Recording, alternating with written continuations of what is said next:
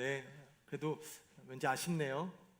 말씀 듣기 전에 형제와의 마음을 또 열기 위해서 옆에 분들하고 손 한번 꼭 붙잡고, 네, 반갑습니다. 네, 좋습니다. 네, 축복합니다. 사랑합니다. 네, 네, 감사합니다. 네, 어, 저는 저번에 광고한 대로 지난주 야외배 전주에 저희 가족이 캠핑을 다녀왔습니다. 뭐 제 개인 가정의 이야기를 뭐 나누는 것도 좀 웃기긴 하지만 또 거기에 대한 깨달음이 있어서 그렇게 저희 캠핑으로 얘기를 나누려고 시작하려고 합니다. 말씀 시작하려고 합니다. 뭐 아이다운은 자연 친화적이어서 참 캠핑 갈 곳이 많다라고 그래요. 그래서 쉽게 가정들마다 캠핑 차가 있는 것들도 보게 되고 많은 사람들이 캠핑을 즐기게 됩니다. 이 캠핑하면 되게 낭만적이지 않습니까? 막 이렇게 불도 피우고 밖에서 고기도 굽고 이렇게 막 하늘의 별도 보고 이 자연 안에서 즐기는 이 낭만을 떠오르게 되는데요. 저는 캠핑에 대한 굉장히 좋지 않은 추억, 이 트라우마가 있었습니다. 캠핑을 한 10여 년 전에 처음 이제 하게 되는데요. 시작부터가 낭만스럽지 않았어요. 미국에 와서 한 8년 기간을 이제 학생으로 지내다가 이제 졸업을 하고 처음으로 이제 교회 풀타임 사역자가 되면서 공식적으로 이제 휴가라는 것을 얻게 됐습니다. 참 너무 좋더라고요. 휴가가 있구나. 그래서 그렇지만 그렇지만 이 교육자가 아무리 풀타임이라 해도 여름에 휴가 기간 동안 어딜 간다라는 게 여건이 만만치 않습니다. 그래서 어딜 간다라는 게 쉽지 않아요. 휴가는 받았는데 집에 있어야 되는 상황들이 많이 있죠. 와이프하고 또 이 휴가를 받았는데 쪼망쪼망한 아이들 데리고 집에 있는 거는 좀 그렇지 않느냐. 그래도 우리가 이 휴가를 잘 즐기자 해서 그래도 가장 저렴하게 시간을 보낼 수 있는 게 캠핑 아니냐. 우리는 앞으로 무조건 캠핑이다. 어디 숙소도 갈 수도 없고 뭐 캠핑만 즐기자고 캠핑 몇 개를 준비해서 이제 첫 캠핑을 가게 됩니다. 아이들 셋을 데리고, 그때는 셋이었어요. 셋을 데리고 이 들뜬 마음으로 캠핑을 갔습니다. 결론 먼저 말씀드리면 정말 처음부터 끝까지 고생만 죽살이 하다가 왔습니다. 정말 이 낭만이고 뭐고 가자마자 텐트를 쳐야 되는데 텐트가 우리가 5인용, 6인용이 아니에요. 이 가족 자체가 크니까 좀 큰 거, 7, 8인용인데 어떻게 피는지도 모르는 거예요. 텐트 치다 보니까 시간이 가면서 어둑어둑해지는 거예요. 밥을 해야 되는데 스테이크팍이라 불도 없어서 막 어떻게 해야 될지도 모르고 땀 뻘뻘 흘리면서 보이지도 않는데 음식은 해야 되는데 애들은 어리니까 자꾸 옆에 와서 놀아달라 막 짜증내고 계속 귀찮게 하는 거예요. 또 저녁이 되니까 수많은 벌레들이 막 오니까 막 애들도 막 소리 지르고 막 정신없고 어떻게든 시간 됐으니까 좀 자야 되는데 잠자리는 불편하고 오후부터 와서 일을 했으니 막 땀은 범벅으로 흘렸는데 씻을 곳은 없고 이게 캠핑인가 뭔가 간신히 자고 일어났는데 웬걸 또 아침에 일어나니 햇빛이 들어오는데 너무 뜨거워서 못 있겠는 거예요. 그래서 그 다음날 또 그 캠프를 또 다 뜯어서 그걸 들고 집으로 이제 오는 게 저희 캠핑의 추억이었습니다. 지긋지긋한 거예요. 캠핑은 정말 가기도 싫었었는데 오랜만에 캠핑을 다시 가니까요 좀 많은 것들이 바뀌었습니다. 옛날에는 막 수고하고 고생하는 것들이 막 헛수고 같았던 거예요. 애들 때문에 어찌 보면 한 건데 애들은 좋아하지도 않고 짜증만 내고 막 괜히 막 이런 거 하는데 이제는 제법 커서 일을 같이 하는 거예요. 힘든 일을 해도 같이 하니까 그 시간이 유익하더라고요. 그 아이들이 이제는 즐길 줄 알아요. 막 재밌어요. 음식도 별거 아닌데 막 너무 맛있게 먹고 하늘의 별도 보고 막 장작도 떼우고 밤에는 들어가서 카드 게임 막 하면서 서로 웃고 하는 이 즐거움을 또 경험하면서 그 수고가 이제는 그렇게 힘든 것이 아니라 피곤한 것이 아니라 오히려 참 보람되구나라는 것을 깨닫는 시간이었습니다. 그래서 앞으로 좀 기회가 된다면 캠핑을 좀 더 자주 갔으면 좋겠다라는 마음이 드는 시간이었습니다. 절반 다를 건 없어요. 똑같이 불편하고 벌레도 많고 힘든 일이었지만 바뀐 것 하나는 나의 수고가 헛되지 않음을 발견하니까 그게 즐거움이 되는 시간이었습니다. 왜 이런 말씀을 나눴냐 하면 어찌 보면 교회에 출석하는 성도님들이 이러한 유사한 경험들을 하지는 않을까? 교회라는 데가 있어서 교회를 가면 뭔가 좋을 것 같고 어떤 문제를 가지고 있어서 교회 가면 해결될 것 같아서 그런 마음으로 교회를 왔는데 웬걸 더 힘든 거예요. 생각하지 못했던 일들이 일어나고 교회 분위기도 이상하고 목사가 얘기하는 것도 좀 이상하고 또 하필 만났는데 옛날에 원수가 또 교회 안에 앉아 있는 거예요. 교회 와도 막 불편한 거예요. 괜히 왔다 싶은. 아니면 교회에 오는 분명한 목적이 있을 텐데 그것은 어찌 보면 교회라는 이 교회가 세워진 교회를 만드신 그 하나님으로부터 주어지는 목적이 있는데 그것이 아닌 나 개인적인 목적을 가지고 그냥 매주 가던 거니까 애들이 있으니까 애들 주일 일요일에 교회 가는 것도 좋으니까 자신만의 이유로 그냥 매주 교회를 왔다 갔다 하며 교회의 진정한 의미를 깨닫지 못한 채 신앙생활을 하는 분들도 있지는 않을까 라는 생각이 들면서 저는 오늘 말씀을 통해서 교회를 세우신 하나님, 그 하나님께서 교회의 유익과 그 목적을 바울을 통해 말씀해 주시는 이 말씀을 통해서 우리가 교회에 오는 이유와 목적을 올바로 깨닫고 이 교회로부터 얻는 유익을 누렸으면 좋겠다라는 바람으로 말씀을 준비하고 나눕니다. 이 말씀을 통해서 우리가 때로는 교회를 다니는 것이 힘들 수도 있는 거예요. 수고가 들어갈 수도 있는 거예요. 헌신이 들어갈 수도 있는 거예요. 그런데 오히려 그것이 나에게 보람이 되고 기쁨이 되는 그 놀라운 깨달음과 경험이 우리 삶 가운데, 우리 신앙생활 가운데 드러나게 되기를 소망합니다.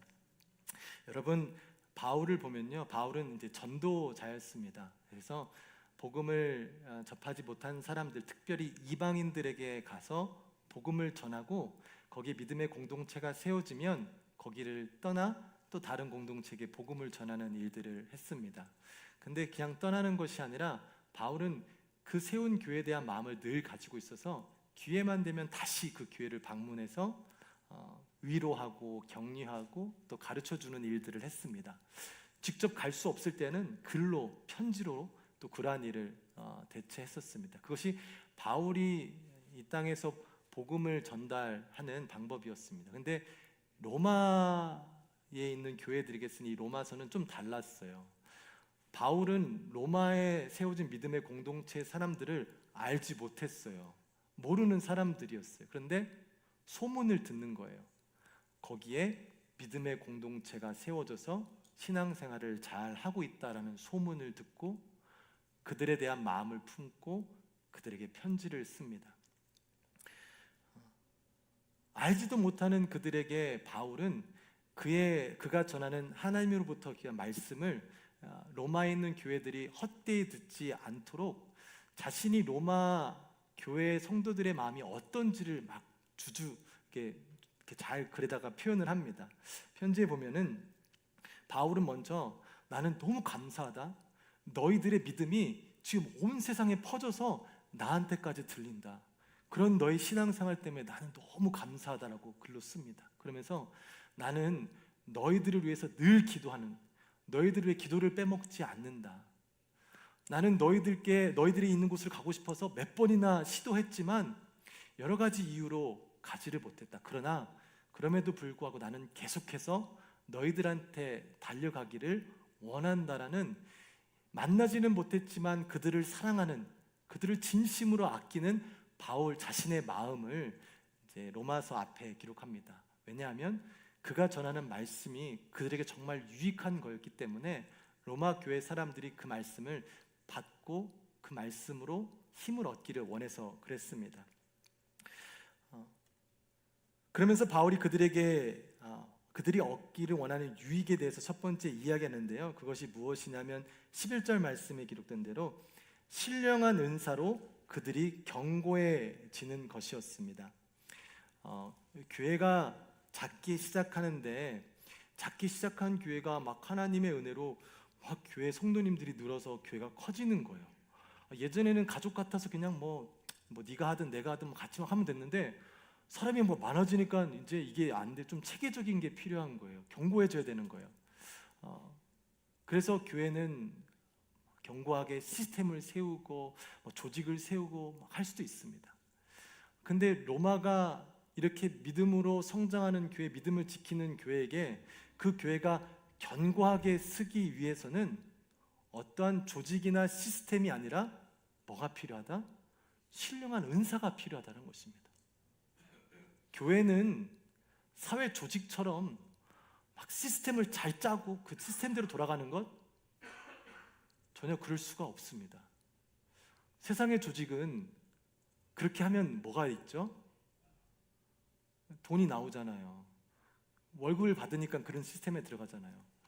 근데 교회는 그런 원동력을 하는 것이 아니라 하나님이 주신 은혜로 자발적으로 참여하는 것입니다. 물론 시스템이 있으면 잘 돌아갈 것 같지만 오히려 시스템 때문에 사람들이 상처받고 어려운 일들이 있을 때도 있습니다. 바울이 교회에 이야기하는 말씀, 신령한 은사를 통해 너희들이 신령한 은사를 받아서 교회가 견고해지기를 바란다고 합니다. 그러면 처음 생각해 볼 때 로마의 사람들이 아까 말씀드린 대로 하면은 좀 말이 안 맞는 게, 바울은 로마의 그리스도인 공동체가 세워져서 그 소문이 온 세상에 퍼질 정도로 그들이 신앙생활을 잘하는 사람들이었단 말이에요. 근데 견고하게 해야 되는 게 뭐지? 그들은 정말 지금보다도 더 뛰어나게 신앙생활을 해서 로마서 16장 19절에 보면 그들은 믿는 그 믿음을 가지고 순종하며 살았던 사람들이라고 표현합니다. 그러니 그들의 삶은 일반 로마 사람들하고는 완전 다른 구별된 삶을 살 정도로 아주 믿음이 견고한 사람들이었어요. 그런데 그럼에도 불구하고 그들에게 더욱더 필요했던 것은 신령한 은사, 그 신령한 은사로 그들이 더욱더 견고해지는 것이 필요하다고 바울은 합니다. 로마 하면 여러분 로마 가보셨죠?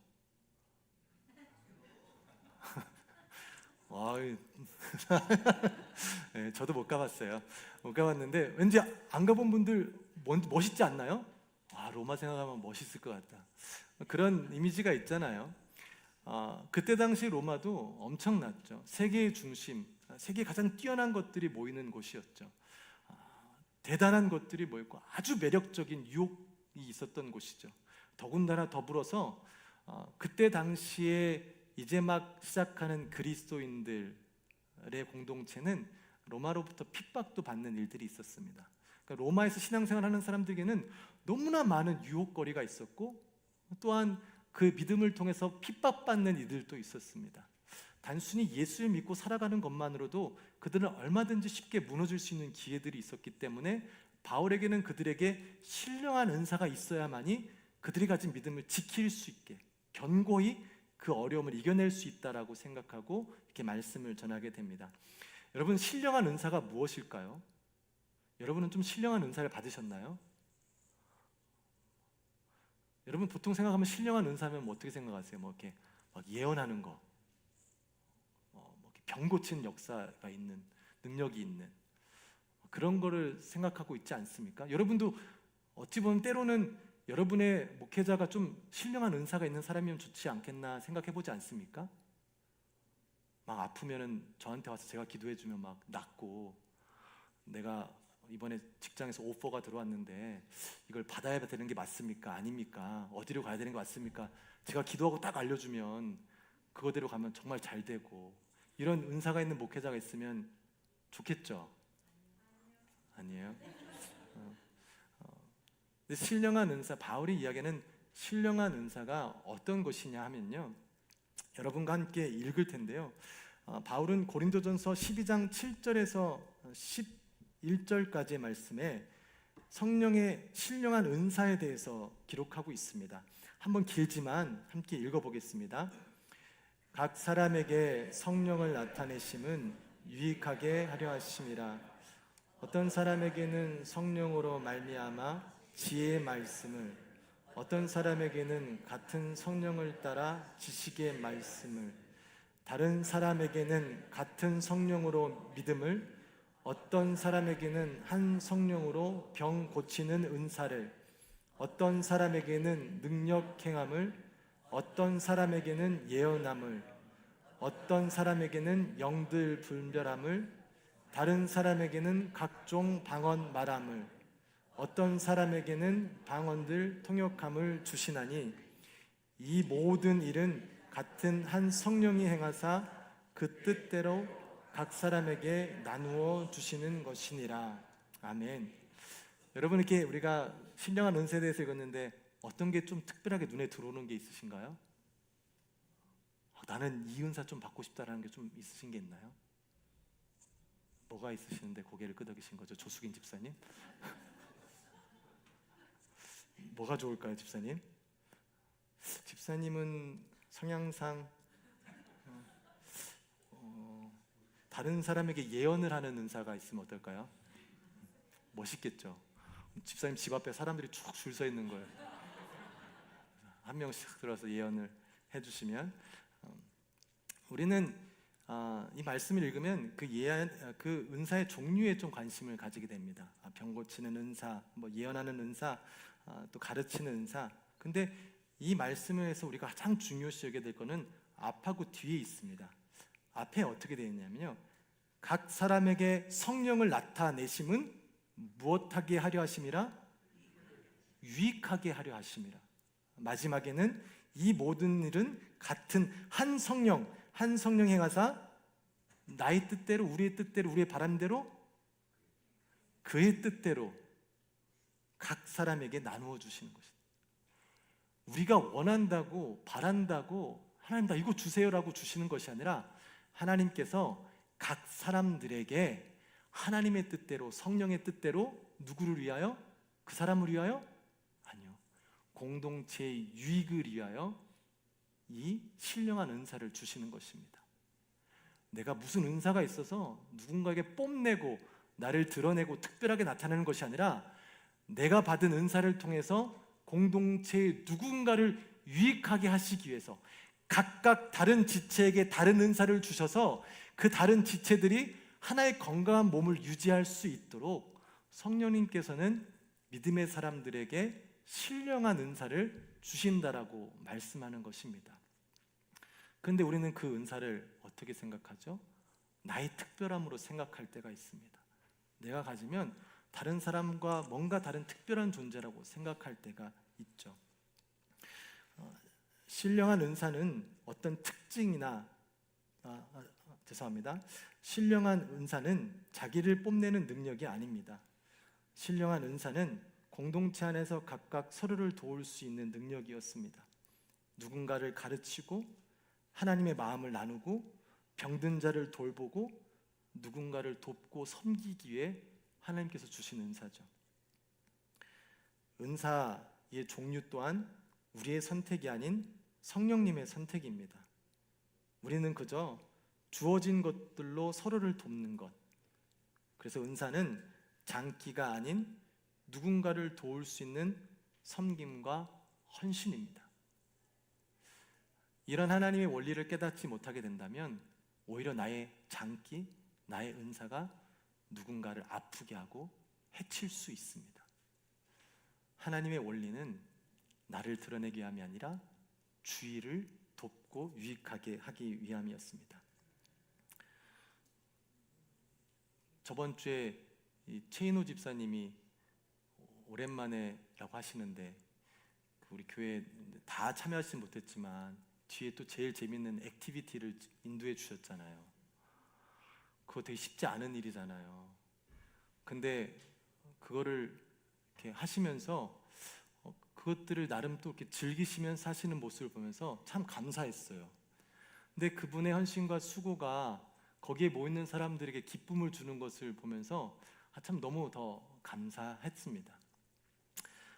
또 이게 저 혼자 생각한 것이지만요, 저한테 이렇게 얘기 나눠보진 않았지만 이제 그 액티비티를 위해서 이렇게 도네이션 해주신 분들이 있잖아요. 성도님들이 어떻게 해서든 그거를 따내고자 막 열심히 게임하고 막 좋아하고 즐거워하는 모습을 보는 그 도네이션 해주신 분들은 제 생각이에요. 너무 좋았을 것 같은 거예요. 내가 무엇인가 한 것으로 누군가들이 즐길 수 있고 기뻐하는 그 모습을 보니까 내 헌신과 내 수고가 헛된 게 아니라 오히려 누군가에게 기쁨을 준다는 것을 발견하니까 얼마나 기쁘겠어요? 최인호 집사님 기쁘지 않으셨나요? 네. 전 거기에 감동을 받았어요. 막 너무 인도를 잘하시니까 막 집사님들이 성도님들이 막 최인호 하니까는 집사님이 하신 말이 오랜만에 듣는 소리네요.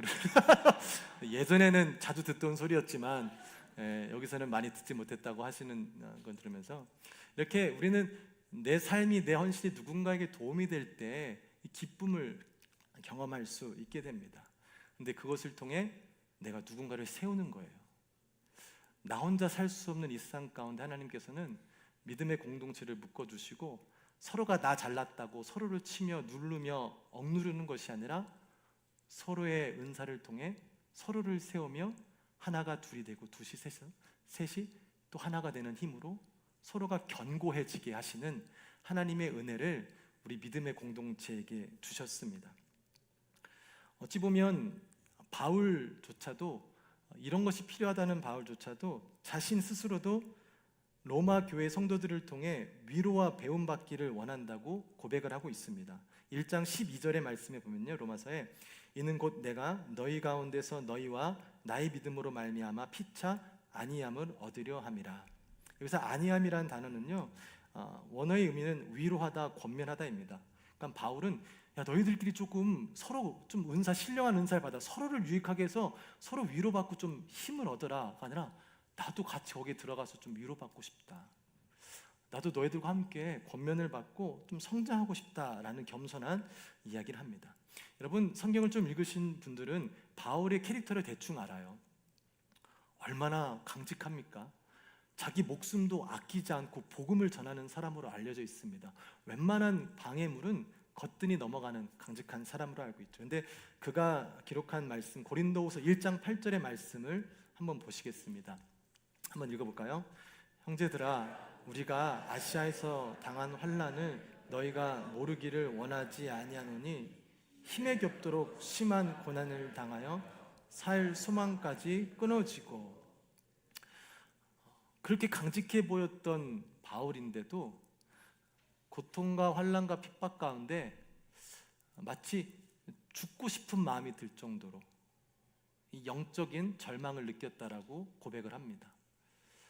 바울뿐이겠어요? 성경에 보면 이스라엘의 가장 위대했던 지도자 모세 또한 차라리 죽음을 선택하는 그 능력의 선지자 엘리야도 두려움으로 인해서 차라리 날 죽여달라고 하나님께 고백했듯이 그 어떤 사람이라도 하나님 앞에서는 그 어떤 누구라도 서로의 도움과 위로가 없이는 스스로는 쓸 수 없는 존재임을 우리는 알 수 있습니다.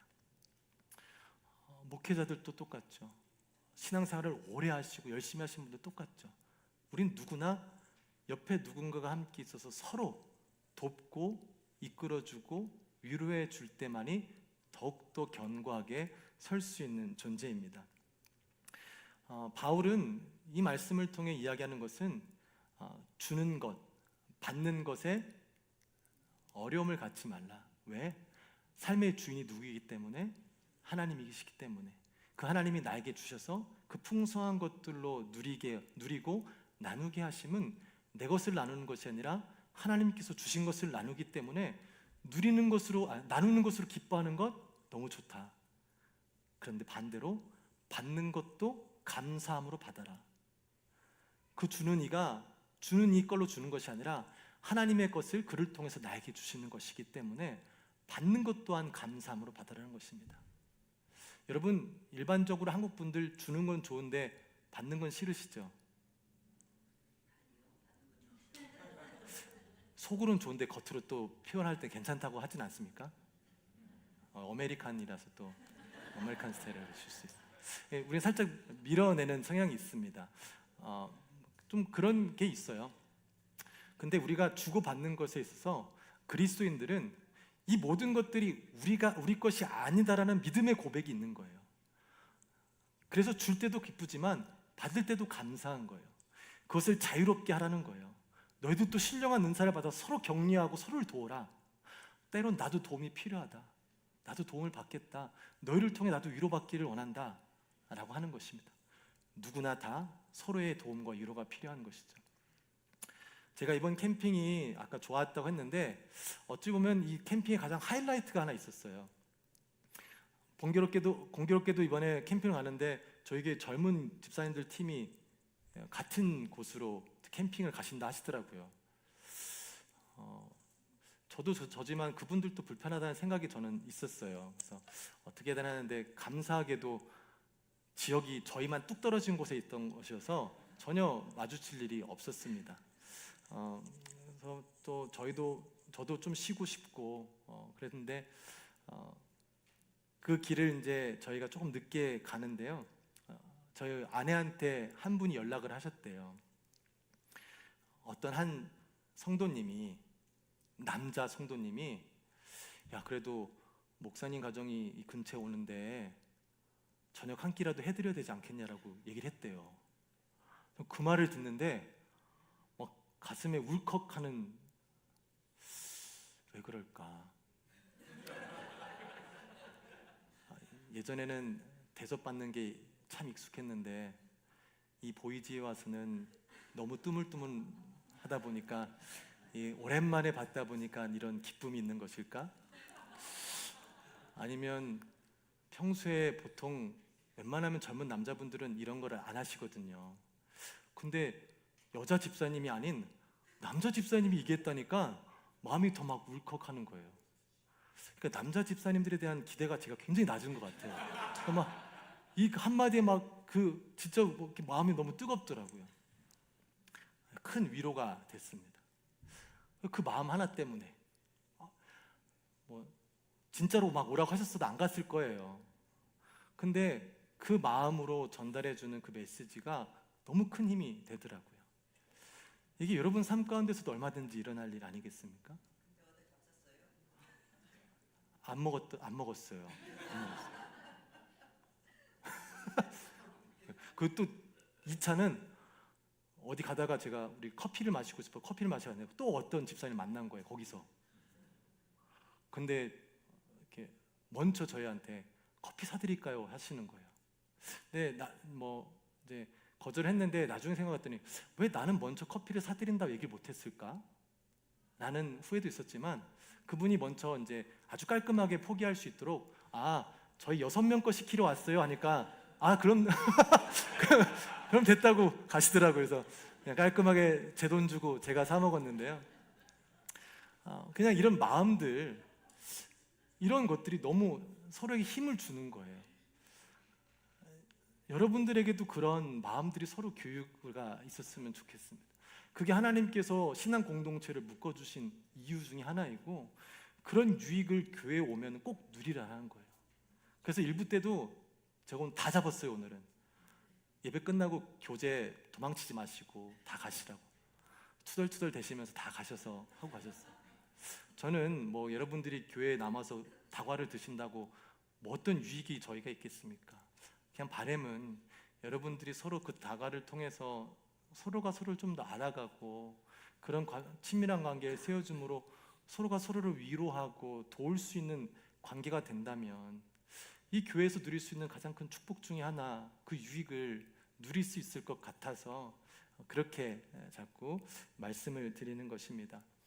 때론 불편할 수 있으시겠지만 다과의 모임, 셀 모임, 이제 막 이번 달부터 시작하는데 여러 가지 모임들이 좀 어색하고 힘드실 수 있겠지만 여러분, 사람들이 어색해서 가지 않는 것보다는 내가 그곳에 가서 무엇을 할 수 있을까라고 사고를 바꾸는 것이 성경적입니다. 나한테 맞지 않아, 어려워, 물론 그럴 수 있지만요, 하나님이 분명히 여러분을 통해서 그곳에서 선한 일들을 일으키시기 위해서 여러분에게 보내주신 하나님의 계획 또한 우리가 무시하지 마시고 그곳에 여러분의 또 선한 영향력을 끼치는 그 사명을 갖고 가게 되시기를 바랍니다. 바울은 두 번째로는 로마에 있는 교회 그리스도인들에게 그들이 열매를 좀 확인했으면 좋겠다라고 이야기를 합니다. 13절 말씀에 보면 형제들아 내가 여러 번 너에게 가고자 한 것을 너희가 모르기를 원하지 아니하노니 이는 너희 중에서도 다른 이방인 중에서와 같이 열매를 맺게 하려 함이로되. 이 말을 그냥 우리가 들게 되면은 바울은 자기가 가서 자기가 어떤 사역을 통해서 거기에 열매를 맺히게 하겠다라고 들을 수 있지만, 언어적으로 좀 다시 풀게 되면 자신이 가서 열매를 맺히겠다라는 것이 아니라 이미 그곳에 있는 그들을 통해, 그들의 믿음의 삶을 통해 맺혀 있는 열매를 나는 거두기를 원한다. 그 열매를 거둠으로 나도 위로받고 하나님의 역사하심을 확인하고, 그런 너희들도 너희들의 삶을 통해 맺히는 열매들을 너희가 봄으로 감사하며 위로받기를 원한다. 그것이 너희들이 누려야 될 유익이라고 말씀하고 있습니다. 복음을 받아들이고 살아가는 삶은 분명한 변화가 있습니다. 왜 변화가 없겠어요? 삶의 중심이 바뀌는 거잖아요. 삶의 주인이 바뀌는 거잖아요. 내 삶의 방향이, 모토가 바뀌는 거잖아요. 삶의 의미와 목적이 이전엔 몰랐는데 새롭게 깨닫는 거잖아요. 복음을 받아들이고 신앙을 가지는 사람들에게 있어서는 놀라운 변화가 일어날 수밖에 없습니다. 바울은 이 복음이 하나님의 능력이라고 표현을 하는데요, 이 하나님의 능력을, 이 능력이라는 단어가 영어로 번역되는 이 원어가 뭐냐면요, 다이나마이트라는 거예요. 이 하나님의 능력, 즉 복음이 그냥 복음은 이거구나 그냥 깨닫는 것이 아니라 폭발적인 능력이 있는, 폭발적인 힘을 가지고 있는 것이 복음의 능력이라는 거예요. 복음을 받은 사람들은 그 안에 놀라운 능력이 있어서 그 복음으로 인한 능력이 그의 삶 가운데 드러나는 것이고, 그런 삶 가운데에는 주위에 선한 영향력이 끼쳐지게 되는 것입니다. 여러분, 신앙생활 가운데, 혹 신앙생활 아니더라도 여러분의 삶 가운데 아까 말씀드린 대로 삶의 참 보람과 가치를 느끼는 것은 나의 삶의 수고가 헛되지 아니하고 누군가에게 유익한 것을 발견할 때, 나의 수고가 열매가 맺히는 것을 발견할 때 참 큰 기쁨과 보람을 느끼게 됩니다. 때로는 말씀을 전하는 저도 여러분의 모습을 통해서, 말씀을 통해 은혜 받고 삶이 변화되는 것들을 혹시라도 듣게 된다면 저에게 너무나 큰 힘이겠죠. 찬양팀도 앞에서 열심히 준비하고 찬양하시지만 같이 찬양하면서 앉아 계신 분들이 막 눈물 흘리시면서 은혜 받는 모습을 본다면 그 어떤 것보다도 찬양팀에게는 큰 은혜가 되겠죠. 교사를 통해, 섬김을 통해, 헌신을 통해 나의 헌신이 누군가에게 유익함이 된다는 것을, 그 열매를 발견하게 된다면 나의 수고로 유익을 얻은 사람보다 그를 위해 수고한 여러분이 더 큰 기쁨과 보람을 느끼는 것을 여러분이 경험하게 될 것입니다. 저와 여러분이 그러한 유익을 이 교회 믿음의 공동체 가운데 좀 경험하게 되기를 소망합니다. 여러분들, 하나님이 주신 은사를 가지고 누구를 위해서 섬기는 일에 주저하지 마시기 바랍니다. 하나님이 말씀하시는 은사는 특별한 게 아니에요. 남들이 가지지 못한 것, 그런 것이 아니에요. 내가 할 수 있는 일인 거예요. 은사의 가장 기준을 얘기하라면 저는 눈에 보이는 것이라고 생각합니다. 은사는 내가 남들보다 뛰어나서 하는 것이 아니라 내 눈에 걸리니까 하는 거예요. 다른 사람들에는 아무것도 안 보여요. 근데 그 사람을 보면 여기 빈 컵이 맨날 있어요. 이 컵을 좀 치웠으면 좋겠는데, 바닥을 보면 바닥이 좀 지저분한 거예요. 그럼 바닥 좀 치웠으면 좋겠는데, 교회 와서 화장실 갔더니 휴지가 없네. 휴지를 또 치웠네. 나에게 보이기 때문에 내가 할 수 있는 거예요. 보이지 않는 사람은 할 수 없는 거예요. 그래서 우리는 나에게 보여지는 일들을 감사함으로 감당할 때 그것이 그 공동체에게 유익이 되는 것이며, 그 공동체에 있는 나는 그 공동체로 인해서 또 다른 유익을 얻게 되는 것이죠. 제가 어제 교회 이제 청소를 보통 토요일 날 하는데 이제 한 주를 비웠으니까 좀 더 지저분해서 좀 교회 청소를 다 하면서 바깥을 내다봤더니 거미줄이 막 엄청 있는 거예요. 그래서 거미줄을 또 이제 우리 청소하는 게 있어서 치우면서 이건 나만 보나? 이런 거 다 나만 해야 되지? 라는 생각이 들었던 것 같아요. 근데 그 순간 이 마음을 주시는 거예요. 아, 나에게 보여주셨으니까 내가 하는 거에 왔구나. 이게 마음이 살짝 돌아가면, 아유, 이거 왜 맨날 나만 징그러워 죽겠어요. 내만 해야 되는 거야. 참, 야, 내가 했으니까 너도 해. 이거 너 해. 왜 안 해? 이런 것이 아니라 나에게 보여주셨으니 그 보여주신 것으로 누군가를 이롭게 하고 유익하게 하는 일에 내 헌신을 담는 것입니다. 그것이 하나님의 공동체에 허락하신 선물이고, 또 우리가 서로에게 유익을 끼칠 수 있는, 또 스스로도 그 유익을 얻을 수 있는 하나님의 방법으로 바울이 로마서 교인들에게, 또 우리에게 말씀해 주고 있습니다. 내가 가진 은사로 누군가를 섬기고 또 그 일을 통해서 열매를 맺고 이렇게 하는 일들, 어찌 보면 우리의 생각으로 결단으로 일을 할 수도 있고요. 또 때로는 믿음에 없는 사람들을 통해서도 그런 일들이 일어날 수도 있을 수 있습니다. 그러나 하나님께서 말씀하시는 이 모든 선한 일들의 핵심은 오늘 본문 말씀에 있죠. 어떠한 도덕적인 윤리적인 기준이 아니라 바로 복음의 능력으로 인해서 이 일을 감당할 수 있게 되는 것이고, 이 모든 일들은 단순히 선한 일이 아닌 이 복음에 의해서 시작될 때에 너희들이 온전한 기쁨을 누릴 수 있다는 것입니다. 복음의 능력은 아까 말씀드린 대로 다이너마이트 같은 힘이 있는 거예요. 말씀을 묵상하면서 목회자로서, 말씀을 전하는 자로서 참 부끄럽고 죄송한 거예요. 내가 이 바울과 같이 이 복음의 능력, 하나님의 능력, 이 다이너마이트와 같은 능력을 가졌으면 성도님들이 참 유익을 얻을 수 있을 텐데 그러지 못하면 참 안타까운 거예요. 그러면서 또한 생각하는 것은 하나님께서 은혜를 꼭 저한테만 주시는 건 아니잖아요. 여러분에게도 하나님께서 은혜를 주시는 거예요. 저한테 다이너마이트가 떨어졌다고 더 터지고 여러분에 떨어졌다 안 터지는 게 아니죠. 왜? 하나님이 주시는 거니까. 그렇게 생각해 보니까 이 다이너마이트는 폭발력이 크잖아요. 뭐 굳이 다 받을 필요도 없겠다. 꼭 나만 또 받을 필요도 없겠다. 이 중에 한 명이라도 좀 시간 텀을 두고라도 그 한 명이 그 다이너마이트를 받는다면 그 영향력이 우리 교회에 퍼지지 않을까? 물론 나 스스로도 그 영향력을 경험하고 누리기를 원해야 되겠지만 다른 누군가도 그 일을 경험함으로 우리 공동체가 함께 그 폭발적인 능력을 경험할 수 있게 되기를 또 마음을 가지게 되었습니다. 여러분도 하나님께서 주시는 복음이 단순히 지식적인 이해와 깨달음이 아닌 폭발적인 능력이 있는 것이 하는데, 먼저는 여러분에게도 그런 경험이 있게 되기를 기도하시기를 바랍니다. 또한 여러분 스스로뿐 아니라 그 누군가도 우리 교회 공동체 가운데 그 누구라도 받을 수 있도록 서로 중보하는 기도를 하기로 합니다. 내가 못 받을 수도 있어요. 내가 못 받을 때도 있어요. 괜찮아요.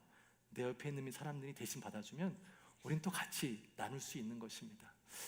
서로 중보하고 함께 나아가는 것, 이것이 우리에게 필요합니다. 교회가 크면 어떤 한 분에 대해서 얘기하면 잘 모를 수 있는데 우리에겐 또 그렇지 않아서 좀 위험하긴 하지만, 저희 교회에 연세가 탑 2에 계시는 분이 계세요. 굉장히 많이 줄여졌네요. 네, 근데 그분은 주중에 몰래 오셔서 잔디를 깎으세요. 전에는 이 잔디를 다 깎다가 중간에 무릎을 이렇게 교환하시는 수술까지 하시는 거예요. 안 해도 되는데, 굳이 안 하셔도 되는데, 젊은 사람들이 이렇게 많은데, 저도 있는데 저분이 저걸 하게 하는 게 너무 마음이 그렇죠. 지금은 그래서 저희 교회가 결정해서 물론 업체에 맡기지만 그럼에도 불구하고 이 끝에 트림이라도 하시겠다고 주중에 꼭 오셔서 그 일을 하세요. 그분이 그거 전문가가 아니실 거예요. 근데 눈에 보이니까 하시는 것 같아요. 근데 그 일을 통해서 우리는 또 그래도 깔끔한, 물론 이번 주는 좀 지저분해요. 많이 컸더라고요. 평소에. 깔끔한 잔디를 또 보지 않습니까? 제가 아까 드린 말씀을 좀 뒤하는데 우리가 어떤 전문가여서 일을 하는 것이 아닙니다. 마음이 있어서 나누는 것입니다. 오히려 전문가일 때 더 큰 어려움이 있을 수가 있어요. 나를 뽐내고자, 내가 하는 기술을 뽐내고자 하다 보면 오히려 더 큰 일이 일어날 수 있어요. 정말 사소한 것 같지만 나를 통해서 공동체가 세워진다는 것. 저는 꼭 교회만을 이야기하는 게 아니라 여러분의 가족도 똑같아요. 가족도 내가 한번 이 가족을 통해 어떤 유익을 얻고자 하는 마음이 생기는 순간 그 공동체는 어려워질 수밖에 없어요. 내가 어떻게 해서든 이 공동체를 유익하게 만들고 이 공동체를 돕고자 하는 마음이 있으면 그 공동체는 그 사람 때문에 살아날 수밖에 없어요. 그가 가진 다이너마이트 때문에 그 가정이 살아날 수밖에 없는 거예요. 교회도 그렇습니다. 여러분이 있는 곳이 그렇습니다. 결국 우리가 신앙생활 하는 것 가운데 우리의 힘으로 무엇인가 하는 것이 아닌 성령님의 뜻대로 각각 떨어뜨려 주시는 신령한 은사, 그 은혜, 그 능력, 다이너마이트를 통해서 우리는 우리가 생각하지 못했던 놀라운 일들을 경험하고 나의 삶을 통해 우리 주위에 열매가 맺히는 것을 발견하게 될 것입니다. 그런 은혜가 저희 공동체 가운데 일어나기를 원합니다. 마무리를 하면서 솔직한 심정으로 그런 생각을 했어요.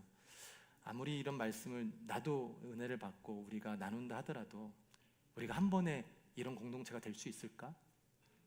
마음을 트고 서로가 막 마음을 나누고 정말 서로를 위해서 위롭게 하고 그럴 수 있을까? 정말 우리가 나 자신을 위한 것이 아니라 주위를 돌아보며 우리의 신앙 때문에 막 열매가 주렁주렁 맺히는 그런 일을 우리가 직접 금방 볼 수 있을까? 하나님이 하시면 하시겠지만 그렇지 않을 거라는 생각이 들더라고요. 그럼에도 불구하고 우리는 그 목표를 향해서 같이 한 걸음 한 걸음씩 나갔으면 좋겠다라는 마음이 있었습니다. 지금은 어찌 보면 좀 포기한 세대 같아요. 교회 안에서도 사람 뭐 알아봐야 그것도 쉽지 않고 귀찮고 어렵고 사람 변하지도 않고 저 사람 같이 있는 것도 불편하고 거리를 두는 것이 익숙하고 그것이 당연한 것처럼 여겨지는 이 세대에서 이것을 포기하지 않고 나를 변화시키고 내가 그 공동체 안에 유익함을 주기 위해서 조금씩 우리가 노력한다면 하나님께서 우리에게 주시는 그 유익함을 우리 공동체에서도 조금씩 맛보는 일이 생기지 않을까. 그래서 저도 여러분에게 함께 그 일에 동참하기를 바라면서 우리가 이 공동체 가운데 허락하신 하나님의 그 놀라운 은혜들을 함께 누리며 혼자가 아닌 믿음의 공동체가 함께 우리의 삶을 살아가는, 그리고 또한 우리 삶을 통해 열매가 맺히는 것을 목격하는 그런 복을 누리게 되기를 소망합니다.